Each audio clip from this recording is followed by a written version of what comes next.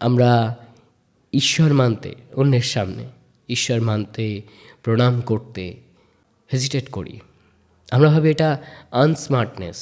আমার মুসলিম ভাই বোনেরা বলে যে কোনো কিছু হলে, ভালো কিছু হলে বা ভালো কিছু হওয়ার হলে তারা বলে যে ইনশাল্লাহ সব কিছু ঠিকঠাক হয়ে যাবে। আমরা কেন বলতে পারি না যে ঈশ্বর সব কিছু ঠিক করে দেবেন?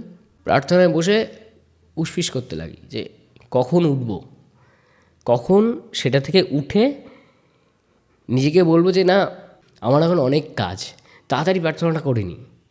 কিংবা একটা রুটিন বানিয়ে রাখি যে 5:30 থেকে 6টা প্রেয়ারের টাইম, আধ ঘন্টা।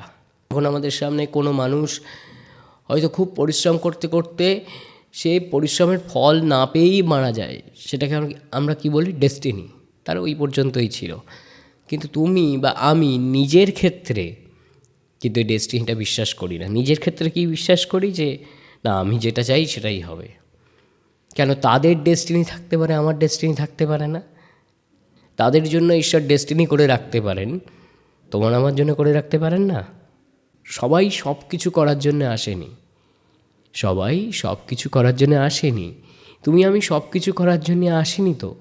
আমাদের জন্যও নির্দিষ্ট একটা কাজ রয়েছে, সেটা করেই আমাদেরকে বেঁচে থাকতে হবে। আমাদের প্রত্যেকের এরকমটা আলাদা আলাদা। আমি এটা একেবারেই জানি না যে যখনই আমি ভিডিও বানাতে বসি তখনই কেন চারিদিকে এত কাঁসর ঘন্টি বাজে। এই নেক্সট বাড়িতে বোধহয় পুজো হচ্ছে। তো যাই হোক, আজকের আমাদের বিষয় হলো ডিভোশন। ডিভোশন মানে কি? যে আমরা রোজ যেটা ভগবানের কাছে প্রার্থনা করি, যে আমরা কেমন হতে চাই, বা আমরা জীবন থেকে কী চাই, বা আমাদের জীবনের সমস্ত প্ল্যানিংগুলো কেন এক্সিকিউট করতে পারছি না, এই সমগ্রটা মিলে একটা প্রার্থনা চলে যায় আমাদের যার যার ঈশ্বরের কাছে। একবার ভেবে দেখেছো এই প্রার্থনার মূল বিষয়টা কি? ডিমান্ড বা চাহিদা। আমরা যেটাই করছি, যে ঠাকুর আমাকে এটা দাও, ঠাকুর দেখো তুমি বিষয়টা, এর মানে কি? কিছু তো চাইছি তার থেকে। কিছু চাইছি মানে কি? হয় কখনো টাকা, বাড়ি, গাড়ি, সম্পত্তি, তা না হলে আমার বয়ফ্রেন্ড কিংবা গার্লফ্রেন্ড, এগুলো চাইছি যে তার মনেও আমার জন্য একটা জায়গা করে দাও। দাও দাও দাও দাও দাও। সবসময় ভগবানের থেকে চাইছি যে তুমি দাও, কিন্তু কখনো একবারও এটা ভেবে দেখেছো যে তুমি তাকে কি দিচ্ছ? ডিভোশন মানে কি? যে শুধু তার থেকে চাওয়া যে সে সবসময় আমাদেরকে কিছু না কিছু দিয়ে যাবে। তুমি কিছু দেবে না তাকে? তুমি কি সত্যিই কিছু দেবে না তাকে? তুমি কি ডিভোশনের অর্থ এটাই বুঝেছো যে সবসময় সেই তোমাকে দেবে? সে যদি এতদিন তোমাকে না দিত তাহলে তুমি তো এই ভিডিওটা দেখার মতো পজিশনে আসতে পারতে না। তুমি এক্ষুনি হসপিটালে চলে যাও, তুমি এক্ষুনি শ্মশানে চলে যাও, তুমি এক্ষুনি কবরস্থানে চলে যাও। সেখানে দেখতে পাবে যে কত মানুষের জীবন তুমি যত বছর বেঁচেছ ততদিনও নয়। তাহলে ভগবান তোমাকে দেননি কি? ঈশ্বর তোমাকে সব কিছুই দিয়েছেন। হয়তো সময় সময় তোমার শরীর খারাপ করে, এই যেরকম আমার করে। হয়তো তুমি অন্যের দ্বারা ঠকে যাও, হয়তো তুমি যে ডিসিশানগুলো নাও সবসময় সেটা মেলে না বা খাটে না। কারণ সবাই সব কিছু করার জন্য আসেনি। সবাই সব কিছু করার জন্য আসেনি। তুমি আমি সব কিছু করার জন্য আসিনি তো। আমাদের জন্যও নির্দিষ্ট একটা কাজ রয়েছে, সেটা করেই আমাদেরকে বেঁচে থাকতে হবে। আমাদের প্রত্যেকের এরকমটা আলাদা আলাদা। ওই যে কথায় আমরা বলি না, আমার জন্য কেউ একজন অপেক্ষা করছে। এক্স্যাক্টলি, কেউ একজন যেমন অপেক্ষা করছে, কাকে আমি লাইফ পার্টনার করবো সে যেমন অপেক্ষা করছে, তার সঙ্গেই আমার ডেস্টিনি লেখা আছে। কি করে জীবন লিড করব সেটাও আমার ডেস্টিনিতে আছে, বা আমার জীবনটা সারাটা জীবন কিভাবে চলবে সেটাও আমার ডেস্টিনিতেই আছে। এই জন্যে ডিভোটেড হতে বলছি। তাহলে তুমি অ্যাটলিস্ট বুঝতে পারবে যে এই ডেস্টিনি বিষয়টা, এটা তোমার হাতেও নেই, কোনো জ্যোতিষীর হাতেও নেই, কোনো তান্ত্রিকের হাতেও নেই, কারোর হাতে নেই। যখন আমাদের খুব কাছের কেউ মারা যায় তখন আমরা কি বলি? ওটা ওর ডেস্টিনি, ওর সময় ওই পর্যন্তই। এটা আমরা বলে দিই তো, তাই না? তো মনের কনফেশন আজকে একদম সামনাসামনি হচ্ছে ভিডিও পডকাস্টের মাধ্যমে। যেটা বলছিলাম, যখন আমাদের সামনে পরিচিত কেউ মারা যায় তখন আমরা কি বলি? ডেস্টিনি। যখন আমাদের সামনে কোনো অ্যাক্সিডেন্টে কেউ মারা যায় তখন আমরা বলি ডেস্টিনি। যখন আমাদের সামনে কোনো মানুষ হয়তো খুব পরিশ্রম করতে করতে সে পরিশ্রমের ফল না পেয়েই মারা যায়, সেটাকে আমরা কি বলি? ডেস্টিনি। তার ওই পর্যন্তই ছিল। কিন্তু তুমি বা আমি নিজের ক্ষেত্রে কিন্তু এই ডেস্টিনিটা বিশ্বাস করি না। নিজের ক্ষেত্রে কি বিশ্বাস করি? যে না, আমি যেটা চাই সেটাই হবে। কেন? তাদের ডেস্টিনি থাকতে পারে, আমার ডেস্টিনি থাকতে পারে না। তাদের জন্য ঈশ্বর ডেস্টিনি করে রাখতে পারেন, তোমার আমার জন্য করে রাখতে পারেন না। তারা আর তুমি আমি কোথায় আলাদা? আমরা সবাই তো দিন শেষে এক। কি এক নই? এক তো। তাহলে ডিভোশনটা এই কারণে দরকার। রোজ আমরা প্রার্থনায় বসি সকালে উঠে, বা যারা আমার মুসলিম ভাই বোনেরা আছে, বা যারা আমার মতো সনাতনী ধর্ম, বা যারা ধরো খ্রিশ্চান ধর্ম, প্রত্যেকেই কখনো গডের কাছে, কখনো আল্লাহর কাছে, কখনো ঈশ্বরের কাছে। সে শ্রীকৃষ্ণ হতে পারে, শ্রী বিষ্ণু হতে পারে, বা ভোলে মহারাজ হতে পারে, মানে মহাদেব হতে পারে, যে কেউ হতে পারে। প্রার্থনায় বসি, কিন্তু বসার সেই লক্ষ্যটাই এক, কিছু চাই, তার সঙ্গে সময় কাটাই, এটা চাই না। প্রার্থনায় বসে উসপিস করতে লাগি যে কখন উঠব, কখন সেটা থেকে উঠে নিজেকে বলবো যে না, আমার এখন অনেক কাজ, তাড়াতাড়ি প্রার্থনাটা করে নিই। কিংবা একটা রুটিন বানিয়ে রাখি যে হ্যাঁ, 5:30 থেকে 6টা প্রেয়ারের টাইম, আধ ঘন্টা। ভাবো, তোমার প্রেমিকা যদি তোমাকে এরকম আধ ঘন্টা হিসেব করে সময় দিত, তোমাদের প্রেমটা টিকতো? তোমাদের ভিতর বন্ডিং তৈরি হতো?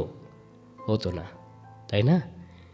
ঠিক সেরকম তো তুমি ঈশ্বরের সঙ্গে টাইম মেনটেন করে বন্ডিং করছো, আর সেই টাইমের বিনিময়ে তুমি অনেক কিছু চাইছো, সেই টাইমের থেকে অনেক দামি কিছু চাইছো। চাইলে পাওয়া যায় না? না, পাওয়া অবশ্যই যায়, কিন্তু না চাইলে পাওয়া যায়। সব কিছু চাইলে পাওয়া যায় না, সব সময় চাইলেই হয় না। কিছুটা তোমার কর্মার ওপরেও নির্ভর করে। তুমি যে কর্মটা করছো সেটা পজিটিভ না নেগেটিভ সেটা দেখো। এবার তুমি ভাবছো আমি তো সবসময় সব পজিটিভ কাজ করছি, তাহলে আমার সঙ্গেই কেন খারাপ হচ্ছে? আরে তোমার সঙ্গে খারাপ হচ্ছে না বস, তোমার প্রিভিয়াস জন্মে বা পূর্বজন্মে যা ছিল সেই কর্মের ফল এখন তুমি ভোগ করছো। তুমি যদি এখন পজিটিভ কাজগুলো করে যাও এই কঠিন পরিস্থিতির মধ্যে দিয়ে, তাহলে তুমি দেখবে একটা সময় গিয়ে তোমার এই যে পজিটিভ কাজের রেজাল্ট তুমি পেতে থাকবে। তুমি আজকে দেখছো যারা যারা খুব সাকসেসফুল, তারাও তাদের কর্মের ফলই ভোগ করছে।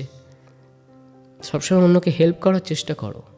সবসময় এটা দেখো যে আমরা যে নিজেরা বলি না যে আমাদের ভিতরেও ঈশ্বর আছে, ঈশ্বর কখনো কারোর ক্ষতি করেন না, মঙ্গলই করেন। ঈশ্বর মঙ্গলময়। তো তুমি কাউকে দেখে এড়িয়ে যাচ্ছ, একটা দুস্থ মানুষকে দিকে এড়িয়ে যাচ্ছ, তাকেও হেল্প করার চেষ্টা করো। ঈশ্বর তো মঙ্গলময়, তাই না? তুমি ঈশ্বরের সঙ্গে সময় কাটাও, দেখবে মানসিকভাবেও একটা শান্তি পাবে। মানসিক শান্তি মানে কি?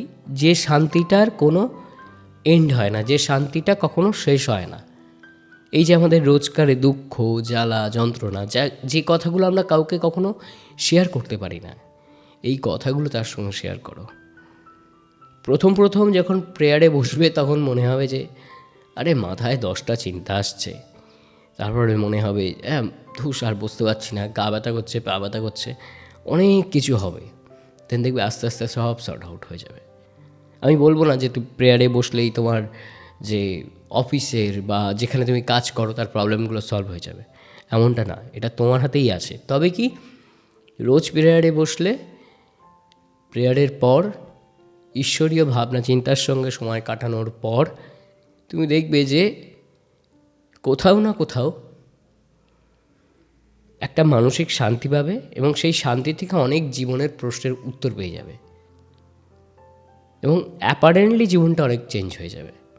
আর একটা খুব ভালো হ্যাবিট যেটা আমি বলবো যে সবাই শুরু করতে পারো, আমার সনাতনী ভাই বোনেরা তারা শুরু করতে পারো, যারা হিন্দু আছো, মানে তাদের কথা বলছি, দেখবে আমার মুসলিম ভাই বোনেরা কথায় কথায় বলেন যে আল্লাহর দয়ায় হয়ে যাবে।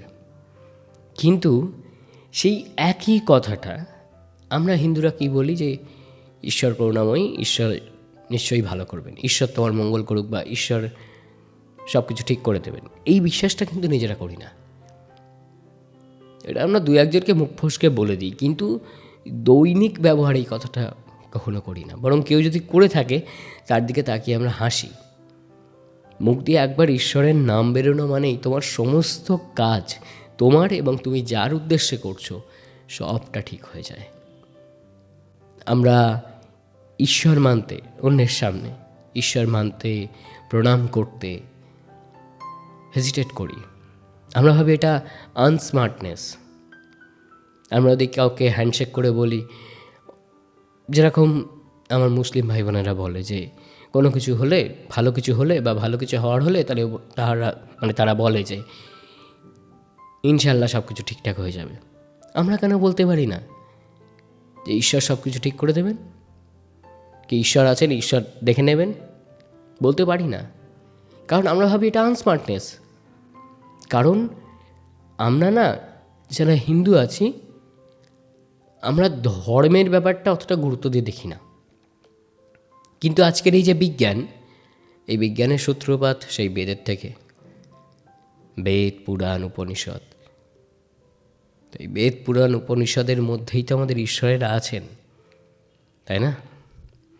তাই আজকের কথাগুলো জানি না কেমন লাগলো, জানি না ভিডিওটা কেমন হলো। একদম ট্র্যাকের বাইরে গিয়ে একটা অন্যরকম ভিডিও করতে ইচ্ছে হলো। তার কারণ হলো, আমি চতুর্ধারে দেখতে পাই যে মানুষ বড় ঈশ্বর বিমুখী, যার কারণে জীবনে এত দুর্দশা।